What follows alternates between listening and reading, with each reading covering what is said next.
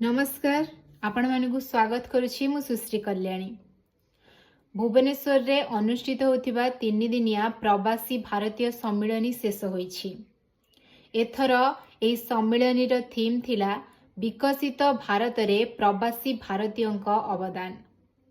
3 दिन धरी अनुष्ठित होइथिला एई प्रवासी भारतीय सम्मिलनी 160 देशरू 7500 जन प्रवासी एई सम्मिलनी रे योगदान करिथिले। सम्मिलनी रो द्वितीय दिन रे प्रधानमंत्री नरेंद्र मोदी योगदान करिथिबा बेले शेष दिन रे प्रमुख अतिथि भावरे राष्ट्रपति द्रौपदी मुर्मू योगदान करिथिले।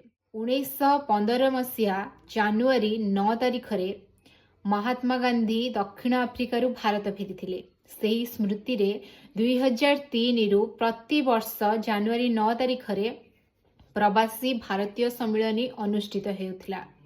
तापरे 2015 मसीहा रु प्रति 2 वर्ष रे थरे एही सम्मिलनी को आयोजन करा जाउछि। 2023 मसीहा रे मध्य प्रदेश रो इंदौर ठारे एही सम्मिलनी आयोजन करा जायथिला। एही सम्मिलनी रो मुख्य उद्देश्य हेउछि प्रवासी भारतीय मानकर अवदान को स्वीकृति देवा।